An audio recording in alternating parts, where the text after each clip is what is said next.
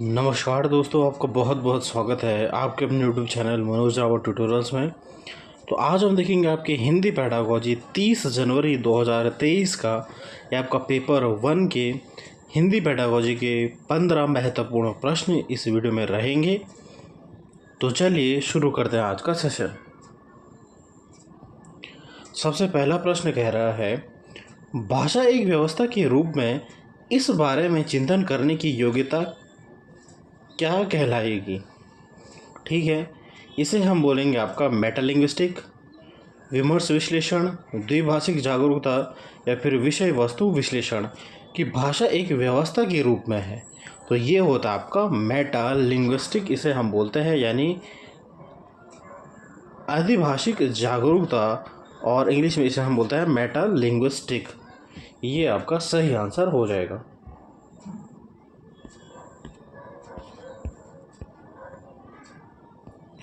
निम्नलिखित में से ध्वनि की सबसे छोटी इकाई कौन सी है? स्वनिम, आकृति विज्ञान, वाक्य रचना या फिर अर्थग्राम। तो ये तो आपको पता होगा कि ध्वनि की सबसे छोटी इकाई आपका स्वनिम कहा जाता है। ठीक है,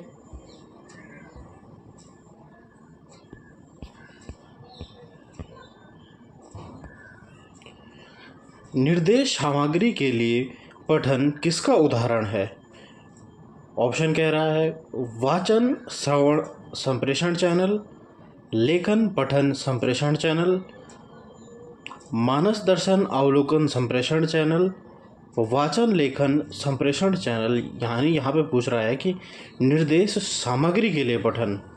तो ये हो जाएगा आपका कि लेखन पठन हो जाएगा यहाँ पे, कि इसमें क्या हो जाएगा, निर्देश दे रहे हैं आप और फिर क्या है, पढ़ भी रहे हैं। तो ये हो जाएगा आपका लेखन पठन संप्रेषण चैनल, यानी ऑप्शन दूसरा आपका सही आंसर हो जाएगा यहाँ पे।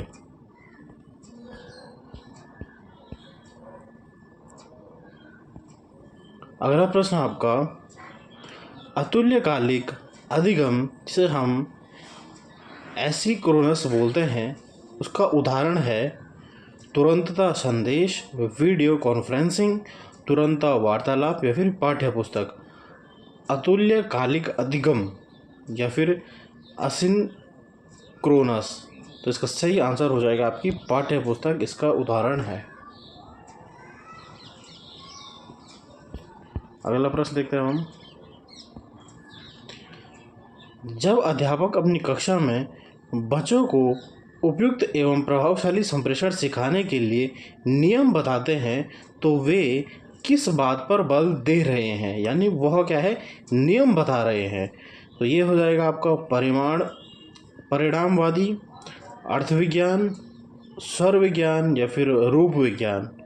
तो ये हो जाएगा कि जब अध्यापक अपनी कक्षा में बच्चों को उपयुक्त एवं प्रभावशाली संप्रेषण सिखाने के नियम बता रहे हैं, तो ये हो जाएगा केवल परिणामवादी, यानी शिक्षक जो है परिणाम के लिए, जब आपका शिक्षक नियम बता रहा है तो वो क्या है, परिणाम के लिए ही उन नियमों को बता रहे हैं। ठीक है, तो ऑप्शन जो है आपको पहला आपका सही आंसर हो जाएगा। इस पेपर में थोड़ा आपका पेडागोजी के प्रश्न थोड़ा उसने घुमा के दिए हैं, जिसे हम डिफ़िकल्ट बोल सकते हैं, क्योंकि हर शिफ्ट में आपके क्वेश्चन बदलते रहते हैं।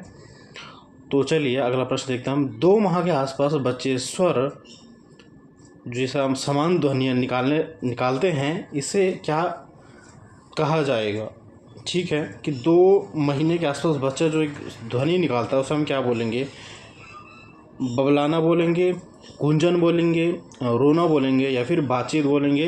तो 2 माह के आसपास बच्चा जो ध्वनि निकालता है उसे हम बोलेंगे आपको कुंजन, यानी ऑप्शन सेकंड आपका सही आंसर हो जाएगा। बहुत इंपॉर्टेंट प्रश्न है।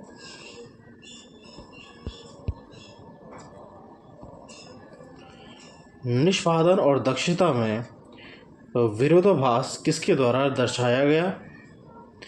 नोम चॉम्स्की के द्वारा, फर्दिनांद द सॉसर के द्वारा, यहाँ पे हो जाएगा द सॉसर हो जाएगा आपका, ये भी आपके एक मनोवैज्ञानिक थे, एडवर्ड सपीर के द्वारा या फिर लियोनार्ड ब्लूफील्ड के द्वारा, कि निष्पादन और दक्षता में विरोधाभास किसके द्वारा दर्शाया गया है? कि जो आपका निष्पादन होता है और दक्षता होती है उसमें आपका दोनों अपोजिट होते हैं। तो ये आपका कहा गया था नोम चॉम्स्की ने।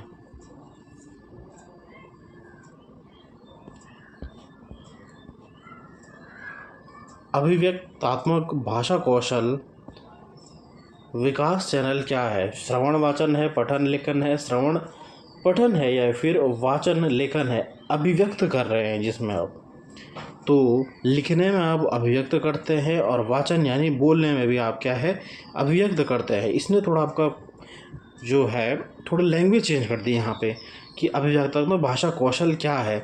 तो जो अभिव्यक्तात्मक कौशल आपकी, एक तो होता है ग्रहणात्मक, एक होता है अभिव्यक्तात्मक। अभिव्यक्तात्मक में क्या होता है कि जहाँ पर आप अपनी भाषा, अपने विचारों को व्यक्त करते हो, तो व्यक्त किसके द्वारा आप करते हैं? लिखने के द्वारा और बोलने के द्वारा, यानी वाचन करने के द्वारा। तो इसका सही आंसर हो जाएगा आपका फोर्थ। और जब आपका ग्रहणात्मक भाषा कौशल बोलेगा, उसमें आपका आता है पढ़ना और सुनना, आपका ग्रहणात्मक में आता है। ये भी आपको ध्यान में रखना है। उसने यहाँ पे आपका ये थोड़ा भाषा चेंज कर दी, ऑप्शन चेंज कर दी। आपका श्रवण यानी क्या होता है? सुनना। वाचन यानी आपका बोलना। ठीक है।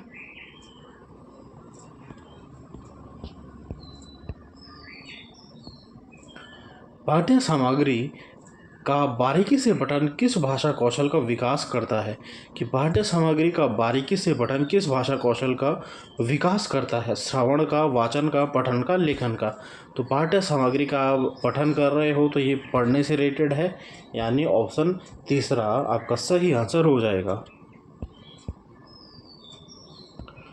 और वाचन में कौन सा क्रम होता है? यानी जब आप बोलते हो, वाचन करते हो, उस टाइम उसका क्या क्रम होना चाहिए? सबसे पहले विषय आएगा, फिर वस्तु आएगा, फिर अभिव्यक्ति आएगी, या फिर अभिव्यक्ति विषय वस्तु आएगी? तो ये तो आपके वैसे भी गलत हो जाएंगे। सबसे पहले आपका क्या होता है? आपका विषय आएगा, फिर आपकी वस्तु आएगी, फिर आपकी अभिव्यक्ति आएगी।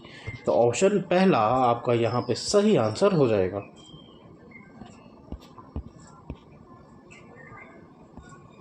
अगला प्रश्न है, निम्नलिखित में से किसे संकेत खोलने वाला डिकोडर के रूप में माना जाएगा? प्रेषक, संकेत सिग्नल, चैनल, या फिर ग्रहणकर्ता? कि निम्नलिखित में से किसे संकेत खोलने वाला डिकोडर के रूप में माना जाएगा? तो ये हो जाएगा आपका ग्रहणकर्ता। आपका सही आंसर हो जाएगा यहाँ पे।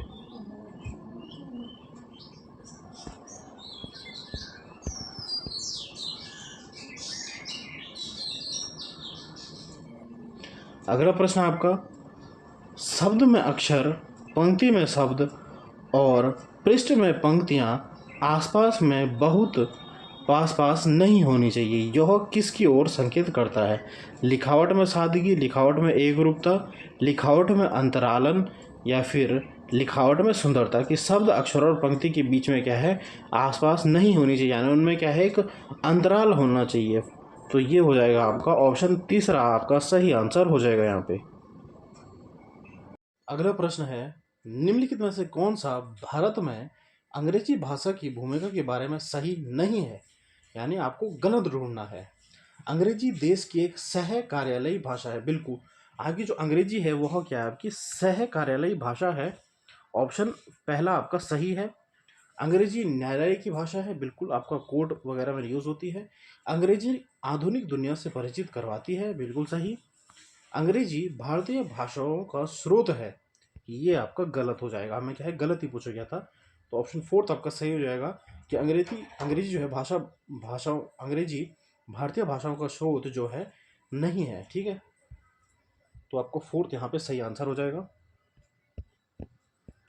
अगला आपका, ये तो बहुत आसान प्रश्न है, ग्रहणशील भाषा कौशल विकास चैनल, यानी ग्रहणात्मक भाषा कौशल जो होता है वो आता है आपका सुनना और पढ़ना।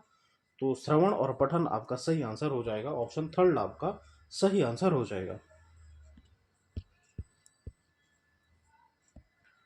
अगला लास्ट प्रश्न आपका कि भाषा अर्जन उपकरण की अवधारणा किससे संबंधित है? तो आपका किसने कहा था कि हम भाषा को क्या है, अर्जित करते हैं? तो ये कहा था आपका नोम चॉम्स्की ने। तो ऑप्शन सेकंड आपका सही हो जाएगा कि हम जो है भाषा को जो है अर्जित करते हैं। और जो मानव के दिमाग में क्या है, एक यंत्र होता है जिससे वह क्या है, जन्मजात एक यंत्र होता है जिसके द्वारा वह भाषा को क्या है, अर्जित करता है। तो इसका सही आंसर हो जाएगा आपका दूसरा, नोम चॉम्स्की आपका सही आंसर हो जाएगा। तो स्टूडेंट्स, आज हमने देखा आपके 15 महत्वपूर्ण प्रश्न आपके हिंदी पेडागोजी से रिलेटेड। तो अगर आपको सेशन पसंद आ रहा है, लाइक करें, कमेंट करें, शेयर करें और सब्सक्राइब ज़रूर करें। धन्यवाद।